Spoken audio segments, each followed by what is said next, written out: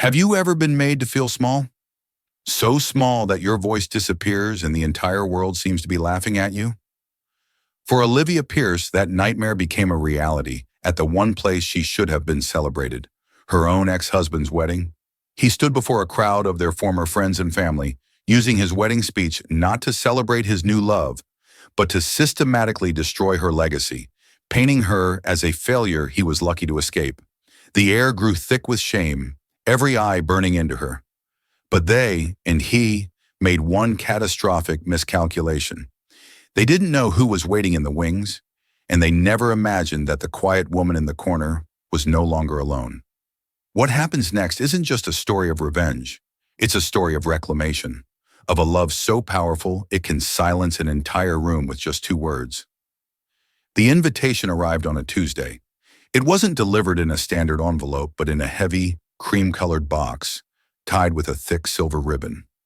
Olivia Pierce stared at it on her small kitchen island, the box itself feeling like an accusation. It was ostentatious, expensive, and so utterly Mark. Inside, nestled on a bed of synthetic silk, was a thick card of acrylic, the wedding details laser-etched into its surface. Mark Jennings and Brittany Davenport request the pleasure of your company at the celebration of their union. Below the cursive script, the date, time, and the ridiculously lavish address for the Waterford Grand Ballroom were displayed. It wasn't an invitation. It was a trophy, a testament to the life Mark had built, or rather the life he wanted everyone to believe he had built in the 2 years since their divorce. A bitter laugh escaped Olivia's lips. She traced the smooth, cold edge of the acrylic. Mark had always been about surfaces, the perfect suit, the perfect car, the perfect wife who smiled demurely and never overshadowed him. For 8 years, she had tried to be that wife. She had folded her own dreams into tiny, neat squares and tucked them away in a drawer, all to make room for his sprawling ego. Her dream had been design, not just picking out throw pillows, but transforming spaces, breathing life into empty rooms with color, texture, and light. She had a genuine raw talent for it, but to Mark, it was a cute little hobby. An interior designer? He'd scoffed one night, swirling his scotch in a crystal tumbler she'd saved for months to buy. Liv, be realistic. It's a fantasy for bored housewives. I need you focused on my career, on us, hosting my boss, making the right connections. That's the real work. The real work had been a life lived in his shadow. She'd planned the parties, remembered the birthdays of his superiors, laughed at jokes that weren't funny, and silenced the part of herself that screamed for a canvas and a palette. The final, crushing blow came at one of those very parties. She had excitedly shown Mark's CEO, a stern man named Mr. Abernathy, a portfolio of her work she'd secretly been compiling. Mark had snatched it from the man's hands with a tight, mortified smile.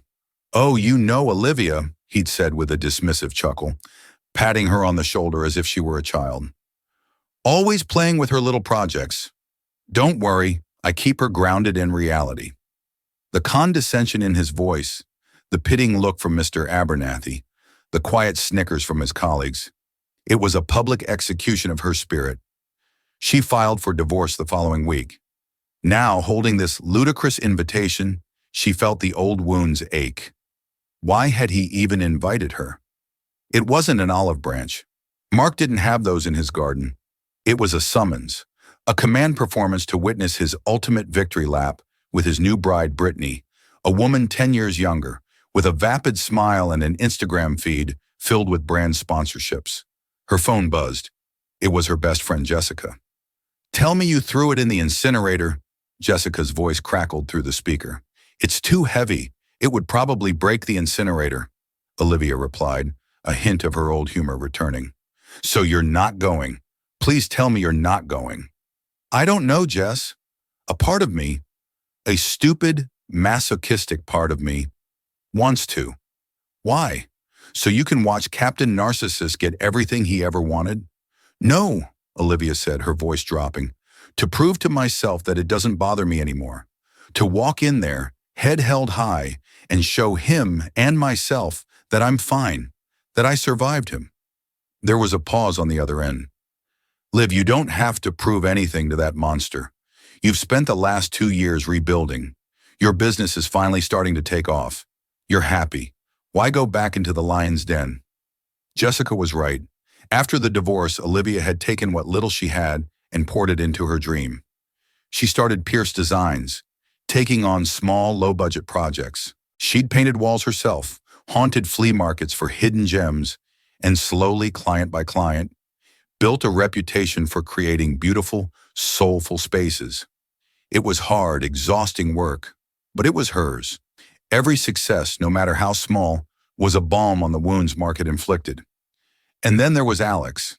She'd met Alexander Sterling 6 months ago, a whirlwind of serendipity.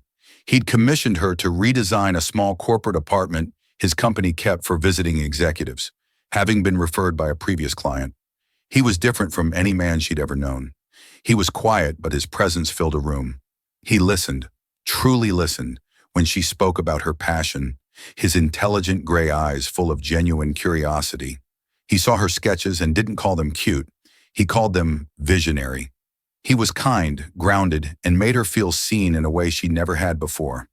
He knew about Mark, of course. She'd told him the broad strokes, the story of a controlling husband and a lost dream. He never pried, just offered quiet support. He was a private man, successful in his own right in the tech investment world, but he never flaunted it. To her, he was just Alex, the man who brought her coffee in the morning and held her hand while they walked through the park. The man whose calm presence was slowly healing the fractures in her soul. "What does Alex think?" Jessica asked, pulling Olivia from her thoughts. "I haven't told him about the invitation yet," she admitted. "He's out of town, meeting with some investors in Singapore. He gets back the day before the wedding." "Well, he'd tell you not to go. He'd tell me to do whatever I feel is right for me," Olivia corrected gently. That was the Alex she knew. She ended the call and looked at the invitation again. Mark believed he had broken her. He had cast her aside like a rough draft and was now flaunting his polished, finished product. He expected her to be a ghost at his feast, a walking reminder of his upgrade. A slow, defiant fire began to burn in her chest. No, she wouldn't be a ghost. She would go. She wouldn't go for him. She would go for the woman she was before him, and the woman she had fought tooth and nail to become after him. She would walk into that ballroom, not as Mark Jennings' sad, discarded ex-wife, but as Olivia Pierce, founder of Pierce Designs. And she would be more than fine. She would be whole. The Waterford Grand Ballroom was even more ostentatious in person. Towering floral arrangements, dripping with crystals, flanked an entrance so grand it felt more suited to a royal palace than a hotel. The air was thick with the scent of lilies and expensive perfume, a combination Olivia found cloying. She had chosen her outfit with surgical precision, a sophisticated deep sapphire sheath dress. It was elegant, powerful, but not flashy. It spoke of quiet confidence, not desperation. Her hair was styled in a sleek, low chignon, and her only jewelry was a pair of simple diamond studs. A gift to herself after landing her first major solo project. As she gave her name to the host, she felt the familiar prickle of being watched. Heads turned. Whispers like the rustling of dry leaves followed her as she stepped into the pre-reception hall. She recognized faces from her old life. Mark's colleagues, their wives who had once been her friends, distant relatives who had sent pitying texts after the divorce. Their expressions were a mixture of surprise, curiosity, and thinly veiled condescension. They saw her standing there alone and drew their own conclusions. There's poor Olivia. Can you believe she actually showed up? She looks all right, I guess. A bit tired. Mark must be loving this. Her being here just proves he won. She kept her chin high, a serene, practiced smile on her lips, and made her way to a quiet corner, accepting a glass of champagne from a passing waiter. She held it like a shield. Her heart was hammering against her ribs, a frantic drumbeat of anxiety. You can do this, Liv. Breathe. You are not that person anymore. Then she saw him. Mark was holding court near the entrance to the main ballroom, his arm wrapped possessively around Brittany's tiny waist. He was wearing a custom-tailored tuxedo, his smile wide and predatory. Brittany, in a mermaid-style gown that was undoubtedly more expensive than Olivia's first car, clung to him, laughing a little too loudly at something he said. His eyes scanned the room, sweeping over the crowd like a king surveying his subjects, and then they landed on her. His smile didn't falter, but it changed. The warmth, however manufactured, vanished, replaced by a cold, triumphant glint. He saw her standing alone, her solitary figure a stark contrast to his triumphant pairing. He gave her a slow, deliberate nod, a gesture that wasn't a greeting, but a confirmation. I see you. I see you're alone. I've won. Olivia met his gaze and gave him a small, polite nod in return, then deliberately turned her attention back to the room, refusing to let him see the tremor in her hand. The chimes called them into the main ballroom for the ceremony. The room was a sea of white and silver. A massive floral arch stood on a raised dais, looking like it had been stolen from a fairy tale. Olivia found a seat in the back, behind a pillar, hoping to remain as inconspicuous as possible. The ceremony was brief and impersonal, filled with flowery language about soulmates and eternal devotion that sounded hollow coming from Mark. During his vows, he turned slightly, his eyes finding her in the crowd again. Brittany, he began, his voice amplified by a microphone. You came into my life when I needed you most. You taught me what it means to be with a true partner, someone who lifts you up, who shares your ambitions. I promise to leave the past behind, to shed the baggage of old mistakes and build a future worthy of your light. The jab was as subtle as a punch to the gut. Baggage, old mistakes. He was talking about her, about their 8 years together, reducing their entire marriage to a footnote of failure in his glorious new chapter. The guests shifted uncomfortably. A few shot her glances of pity. She felt her cheeks burn with a hot, creeping shame. This was worse than she had imagined. It wasn't just a summons, it was a public flogging. She focused on a loose thread on the tablecloth in front of her, digging her nails into her palm. She had to stay. Leaving now would be an admission of defeat. She had to see this through. As the couple was pronounced husband and wife, and the room erupted in applause, Olivia remained seated, her hands clasped in her lap. The battle was over, and Mark had seemingly won, but the war, she was beginning to realize, had only just begun. The reception was next, and she had a sinking feeling that Mark was saving his most devastating blow for last. She just prayed that Alex would call soon. Just hearing his voice would be an anchor in this swirling vortex of humiliation. The transition from ceremony to reception was a blur of forced smiles and awkward encounters. Olivia managed to navigate the minefield of "so good to see you" and "you look well" from people who clearly meant the opposite. Each interaction was a small paper cut on her already frayed composure. She found her assigned table, tucked away near the kitchens, a clear social demotion. She was seated with a second cousin of Brittany's and an elderly couple who had known Mark's grandparents. The conversation was stilted and died quickly. She ate little, pushing the seared scallops and risotto around her plate. The clinking of cutlery and the cacophony of cheerful chatter felt alien, as if she were watching the scene from behind a thick wall of glass. Her phone remained silent in her clutch. Alex was probably still in meetings, halfway across the world, unaware of the coliseum she had willingly walked into. Finally, the dreaded moment arrived. A champagne flute was tapped with a spoon, and Mark's best man, a boisterous sales rep named Gary, took to the stage. His speech was predictable. A few embarrassing anecdotes from their college days, praise for Brittany's beauty, and a toast to the happy couple. It was harmless, standard wedding fare. Then Mark stood up, taking the microphone from Gary. A hush fell over the room. He beamed, soaking in the attention. He looked directly at Brittany, his face a mask of adoration. "My beautiful wife," he began, his voice smooth and practiced. "Today, I am the luckiest man on earth." He went on, thanking their parents and guests. It was all so perfect, so polished. Olivia felt a sliver of hope that maybe, just maybe, he would be gracious, that the vows had been the extent of his cruelty. She was wrong. After the perfunctory thank yous, his tone shifted. He leaned into the microphone, a conspiratorial look on his face. "You know, a lot of people see this," he said, gesturing around the opulent ballroom, "and they see the culmination of a story. But for me, this isn't just a beginning. It's also an ending. It's the end of a long, difficult chapter. a chapter of settling. A nervous cough rippled through the crowd. Olivia's blood ran cold. She knew exactly where this was going. Before Brittany, I didn't fully understand what it meant to have a partner who truly shares your drive. Mark continued, his eyes scanning the room until they found Olivia's table. He didn't look directly at her, but he didn't have to. Everyone followed his gaze. She was the only ex-wife in the room. I was with someone who was content with smaller things, with little hobbies and pipe dreams that don't exactly pay the mortgage. The laughter from his friends at the head table was sharp and cruel. The little hobbies. He was mocking her life's work, the business she had bled for, in front of 200 people. Olivia felt the air leave her lungs. Her face was a mask of stone, but inside she was crumbling. The pillar she was hiding behind suddenly felt very, very small.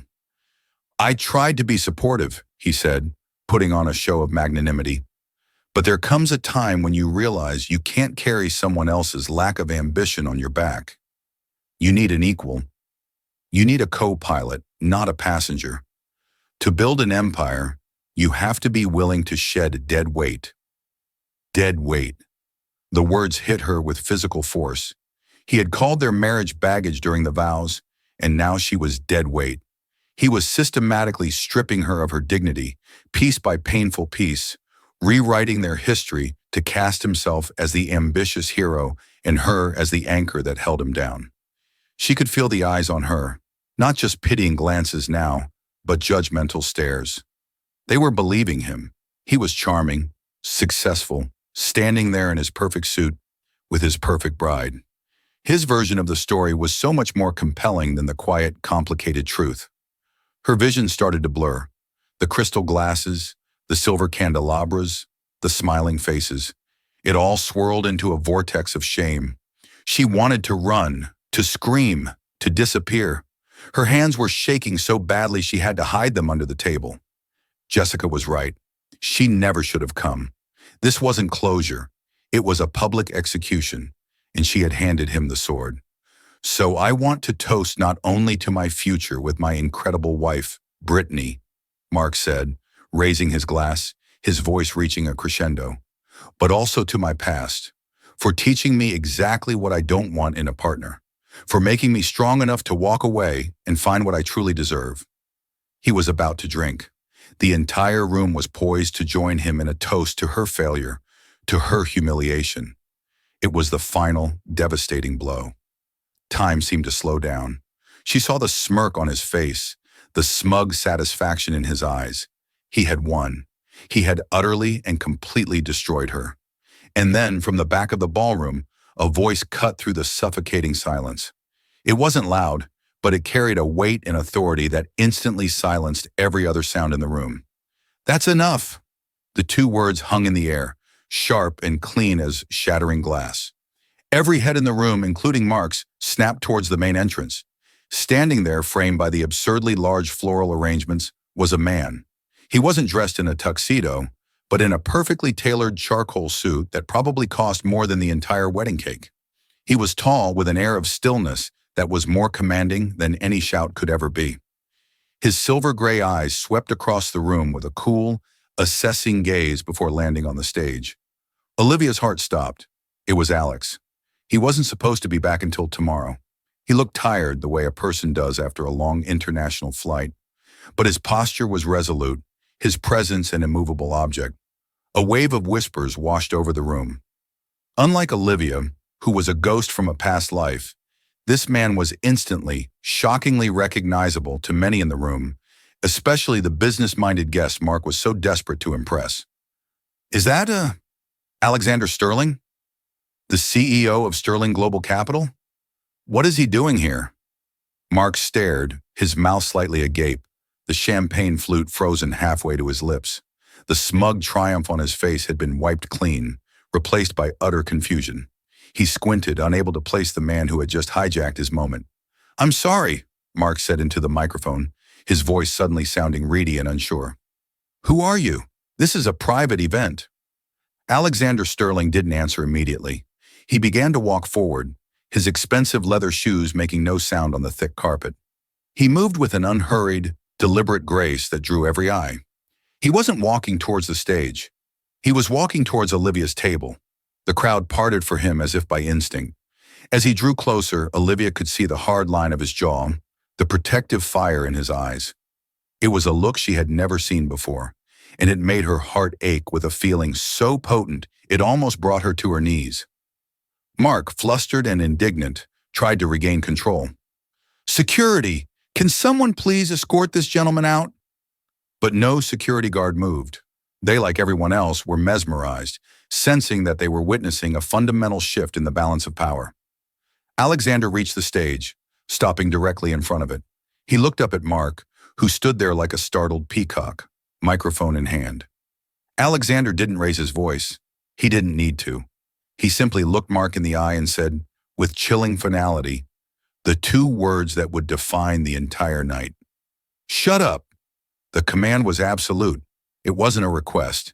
It was an order, delivered with the casual authority of a man who was used to being obeyed without question. The effect was electric. If the room had been quiet before, it was now utterly, breathlessly silent. The only sound was the faint hum of the air conditioning. Mark flinched as if he'd been struck. The microphone slipped slightly in his sweaty palm.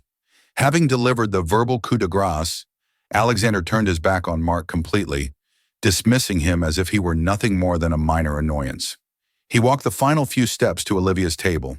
The elderly couple and Brittany's cousin stared, wide-eyed, as this titan of industry stopped beside Olivia's chair. He ignored them. He ignored the hundreds of eyes trained on them. He only saw her.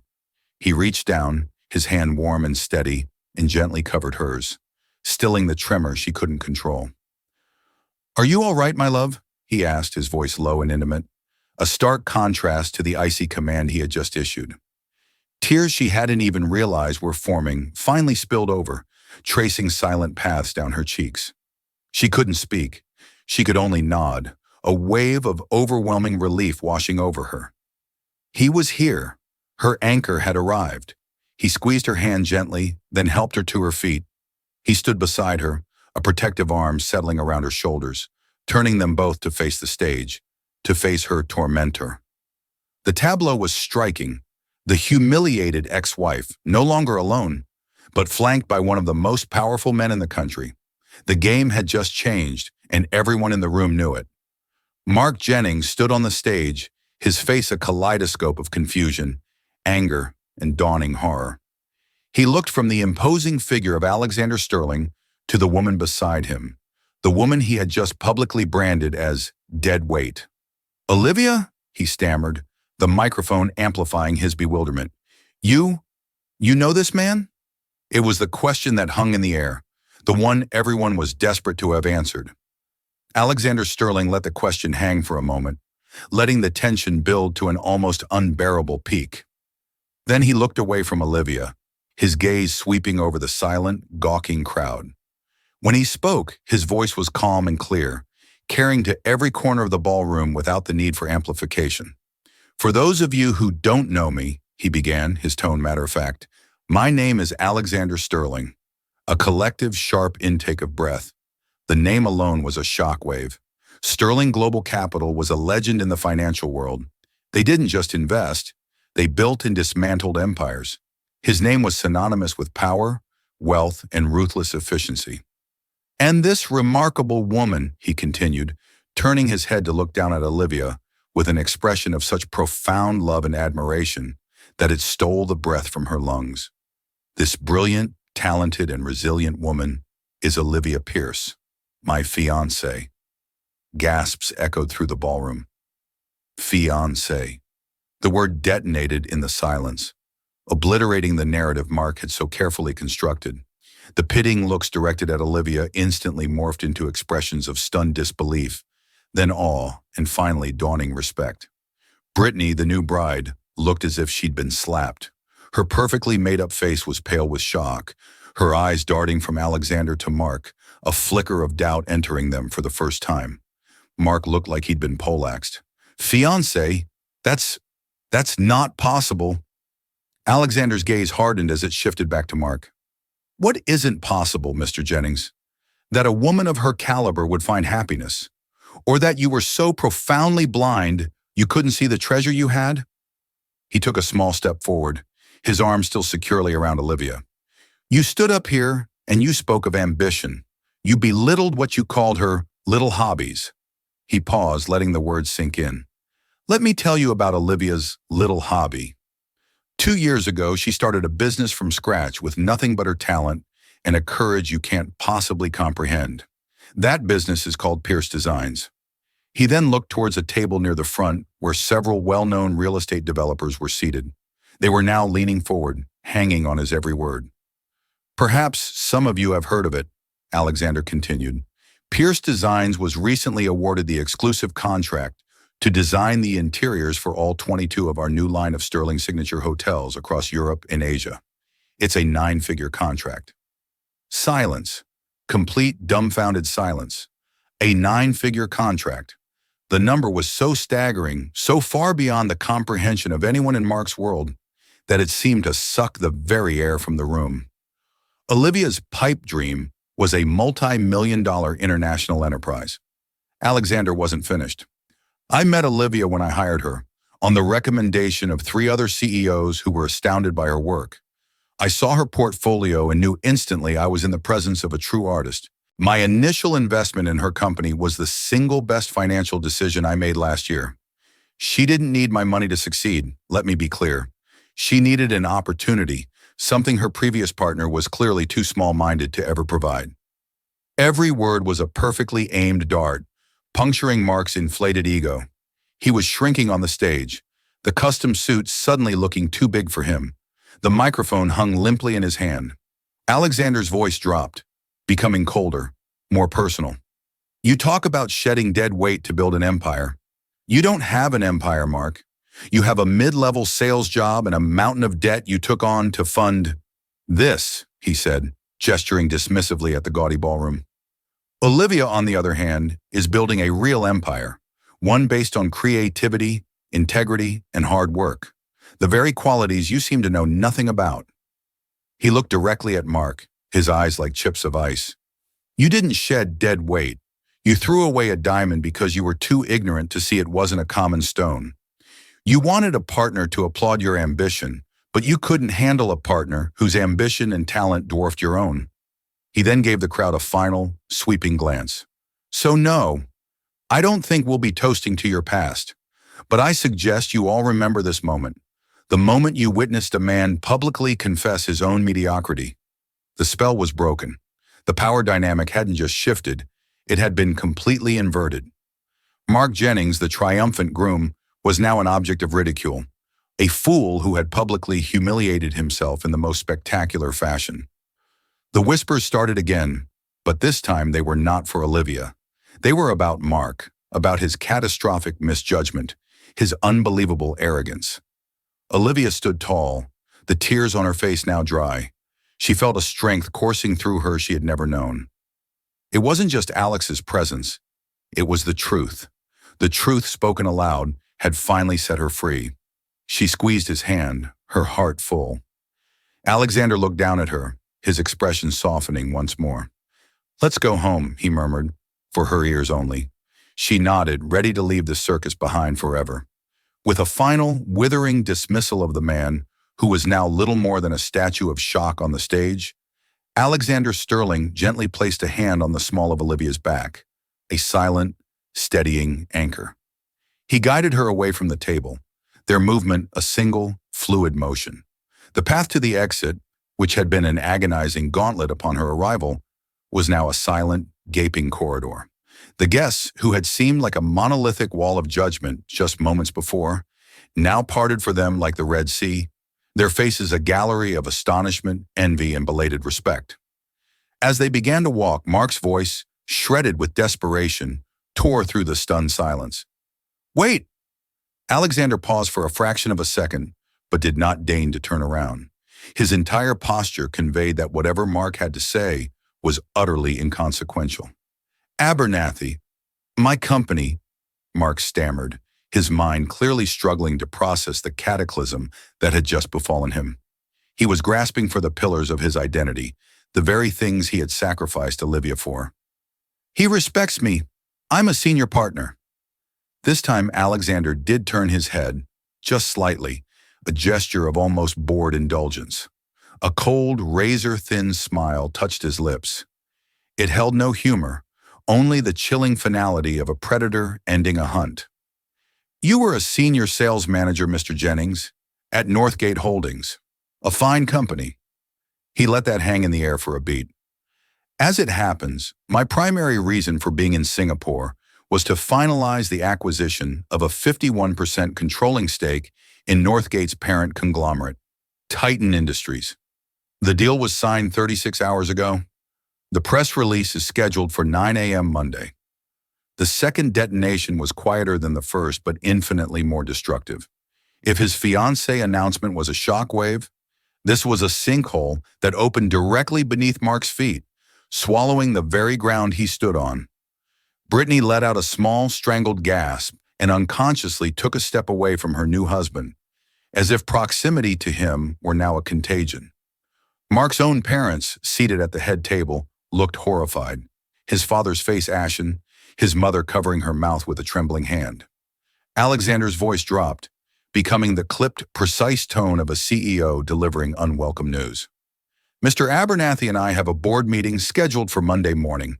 The first item on the agenda, as it now must be, is a review of executive conduct and its potential impact on brand integrity and shareholder value. We have a zero-tolerance policy for public behavior that creates a toxic environment or exposes the company to ridicule. I'm sure you understand. It's just business." He then turned his full attention back to Olivia, the icy corporate titan melting away to be replaced by the gentle, protective man she knew. "Shall we?" He didn't wait for an answer. As they walked, the sound of the ballroom changed. The dead silence erupted into a frantic, high-pitched buzz of whispers. Phones were already being raised. Olivia could feel hundreds of pairs of eyes on her back, but for the first time, she felt no shame. She felt tall.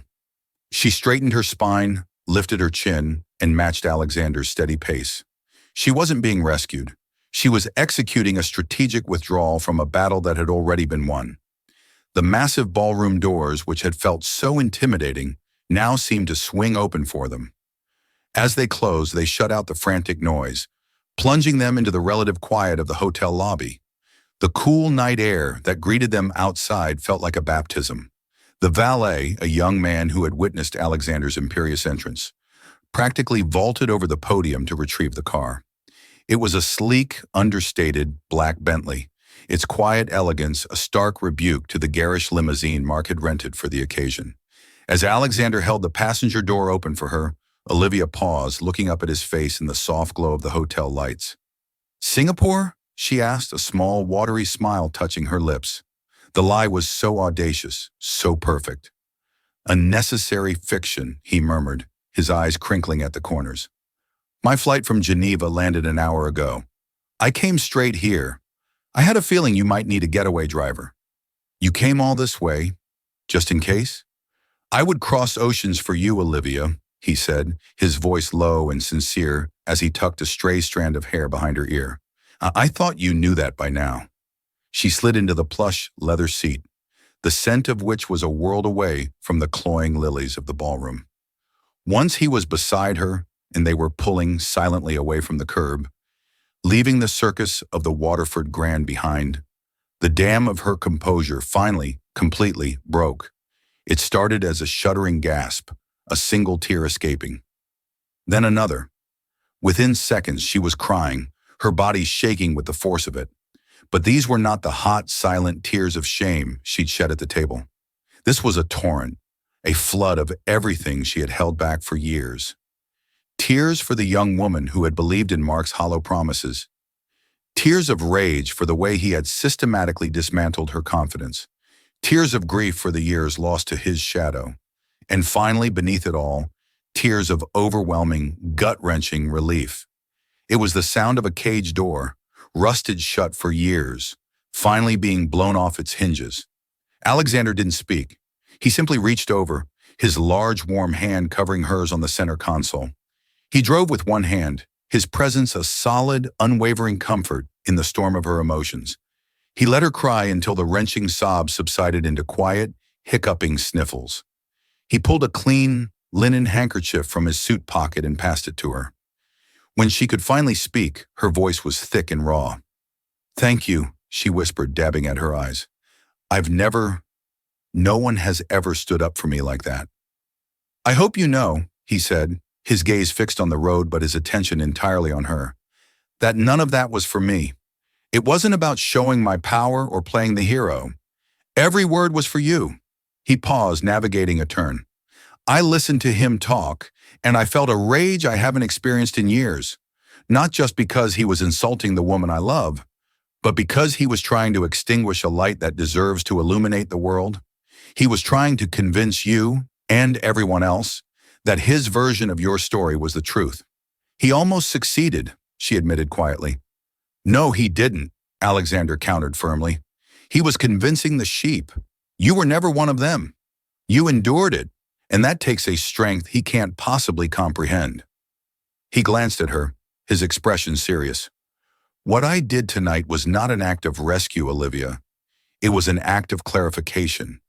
I simply held up a mirror to a fool and made sure the light was bright enough for everyone to see his reflection."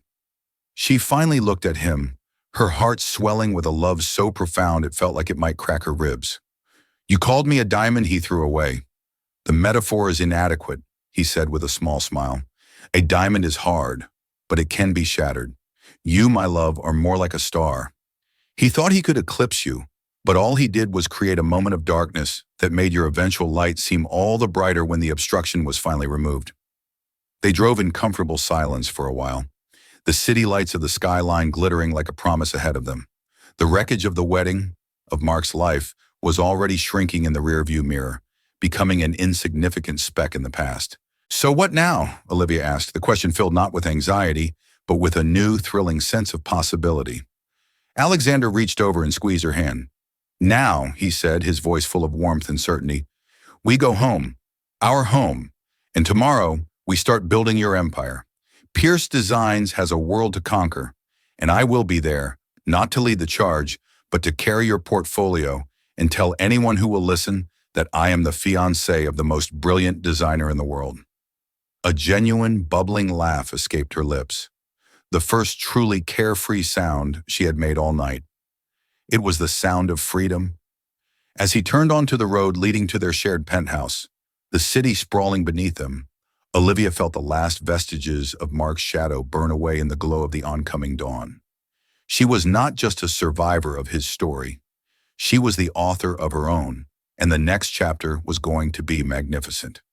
The immediate aftermath of their dramatic departure was a whirlwind of media frenzy, albeit one that Alexander skillfully shielded Olivia from.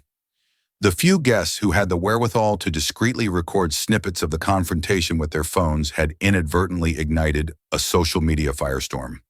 Wedding Crashers, Billionaire Edition, and Ex-Wife Revenge, Level 1000, were just a few of the trending hashtags. The stark contrast between Mark's boastful toast and Alexander's devastating rebuttal was irresistible fodder for the internet. Within hours, Mark's carefully constructed facade crumbled. News outlets dug into his background, revealing the extent of his debts, his history of inflated self-importance, and the precariousness of his empire. The acquisition of Northgate Holdings by Sterling Global Capital became the top business story globally, overshadowing even the wedding itself. Mark Jennings, the groom who thought he was on top of the world, was now a pariah, his future hanging by a thread. Brittany, predictably, was nowhere to be found, her social media account suddenly silent. The fairy tale wedding had dissolved into a very public nightmare. Olivia, however, found herself in a different kind of spotlight. Pierce Designs' website traffic surged. Inquiries flooded her inbox from potential clients who had witnessed or read about the Waterford Grand incident. Alexander's public declaration of her talent and the confirmation of the Sterling Hotel's contract acted as an endorsement more powerful than any marketing campaign. Her little hobby was now a global sensation. Alexander, ever mindful of her well-being, whisked her away to his private estate in Tuscany. It was a sprawling villa nestled amongst rolling vineyards, a world away from the flash and fury of the online storm. There, surrounded by the beauty of the Italian countryside, Olivia began to process everything that had happened. The quiet days were spent exploring ancient olive groves, sharing leisurely meals under the Tuscan sun, and simply being in each other's company without the weight of the past or the pressure of the present.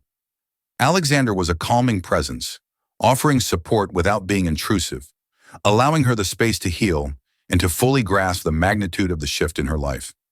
One evening, as they sat on a stone terrace overlooking the moonlit landscape, sipping local wine, Olivia finally spoke about the wedding. "It feels surreal," she said, her voice soft, "like a very bad dream. But then you were there." Alexander took her hand, his gaze warm and steady. "It was no dream, Olivia, and I will always be there." "Why did you come back early?" she asked, her fingers tracing the lines on his hand. "Your meetings in Singapore were supposed to last another day." "They concluded earlier than expected," he said, a hint of a smile playing on his lips. "But the truth is, I had a feeling. You hadn't mentioned the invitation, and that in itself spoke volumes. I couldn't shake the unease. Something told me you might need rescuing." "Rescuing?" Olivia chuckled lightly. "I wasn't exactly tied to the tracks." "Perhaps not literally," he conceded, "but emotionally, Mark was attempting to derail you, and I couldn't allow that." "You didn't have to do that, Alex," she said, her voice earnest. "I was prepared to just endure it, prove to myself that his words couldn't hurt me anymore." "And could they?" he asked gently. Olivia hesitated. "They stung, more than I wanted to admit. But your words, they were like a shield. And more than that, they were the truth. Hearing someone else, someone I respect so deeply, articulate my worth, it was more powerful than any silent affirmation I could have given myself." "Your worth was always there, Olivia," Alexander said, his eyes filled with sincerity. "Mark's inability to see it was his failing, not yours. You are an extraordinary woman, a force of nature disguised as quiet grace. The world needed to see that." In the days that followed, Olivia started to look forward, not back. She began sketching new designs, inspired by the beauty of Tuscany, her creativity flowing unburdened by the self-doubt Mark had so skillfully cultivated over the years. Alexander set up a temporary office for her in the villa, ensuring she had everything she needed to manage the burgeoning interest in Pierce designs. The news from back home continued to trickle in. Mark had been suspended from his job pending an internal review. His reputation was in tatters. Most of their mutual acquaintances had quietly distanced themselves, realizing they had backed the wrong horse. Olivia felt a pang of something akin to pity, but it was quickly overshadowed by a sense of relief. The toxic tendrils of her past were finally being severed. One morning, Alexander handed her a tablet. On the screen was an article from a prominent architectural magazine announcing Pierce Designs as the recipient of the prestigious Rising Star Award. The accompanying interview featured Olivia, her passion for her craft evident in every word. "They reached out after the wedding," Alexander explained. "They were already impressed with your portfolio, but the visibility you gained cemented their decision." Olivia stared at the screen, a wave of emotion washing over her. It wasn't revenge she felt, but vindication. Her talent, her hard work, was finally being recognized on its own merits, not as a footnote to someone else's story. "This is incredible," she whispered, tears welling up in her eyes again, this time tears of pure joy. "You deserve it all, Olivia," Alexander said, pulling her into a warm embrace. "This is just the beginning." Their engagement deepened in the tranquil embrace of Tuscany. Without the distractions of their busy lives back home, they had the time and space to truly connect, to share their dreams and fears, to build a foundation of trust and understanding that went far beyond the initial spark of attraction. Olivia discovered layers to Alexander she hadn't seen before: a dry wit, a quiet vulnerability, a deep empathy hidden beneath his reserved exterior. He, in turn, was constantly amazed by her resilience, her artistic vision, and the unwavering kindness she extended to everyone she met, despite the pain she had endured. As the weeks passed, the initial shock waves of the wedding incident subsided, replaced by a quiet hum of anticipation for Olivia's future. Pierce Designs was thriving, her creative vision in demand globally. She was no longer defined by her past, but by the vibrant, successful present she had built. They eventually returned to their lives, but everything had shifted. Olivia moved into Alexander's penthouse apartment, a spacious, light-filled haven that she immediately began to personalize, transforming it into a reflection of their shared life. The contrast to the small, stifling apartment she had shared with Mark was stark, a tangible symbol of her newfound freedom and success. The wedding invitation from Mark, once a symbol of spite, now seemed like a bizarre artifact from a distant, almost forgotten time. Olivia kept it tucked away in a drawer, not as a reminder of pain, but as a testament to how far she had come. Life with Alexander was everything she had never known she wanted. He was her partner in every sense of the word, celebrating her successes, supporting her through challenges, and always seeing her for who she truly was. He never tried to dim her light. Instead, he encouraged it to shine brighter.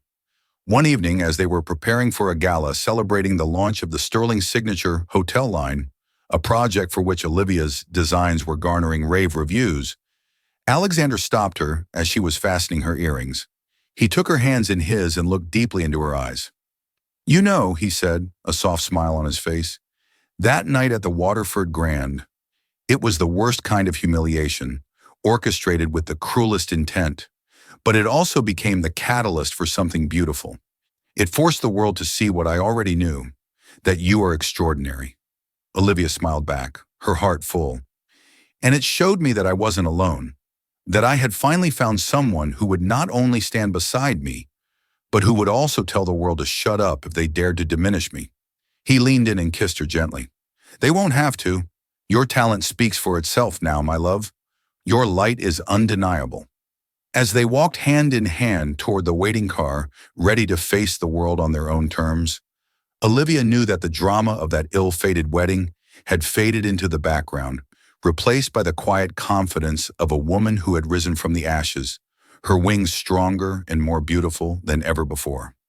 Her empire was not just built of steel and glass, but of creativity, resilience, and the unwavering belief in her own worth. And this time, she was not just surviving. She was soaring. And so, Olivia Pierce drove away, not just from a wedding, but from the last shadow of a man who never knew her worth. Her story isn't just about a dramatic confrontation. It's a powerful testament to the fact that your value is never determined by someone who is incapable of seeing it. It's about the quiet strength it takes to rebuild, the courage to believe in your own dreams when no one else does, and the beautiful truth that the right person won't just love you, they will champion you. Mark wanted to be the star of his own story, but in the end, he became nothing more than a footnote in hers. Olivia's real story was just beginning, written not in spite, but in success, light, and a love that was strong enough to silence the noise and let her true self be heard. What did you think of Olivia's incredible transformation? Have you ever had a moment where you had to reclaim your own narrative? Let us know in the comments below. If this story moved you, please give this video a like, share it with someone who needs to hear it, and be sure to subscribe for more stories of justice and empowerment. Thank you for listening.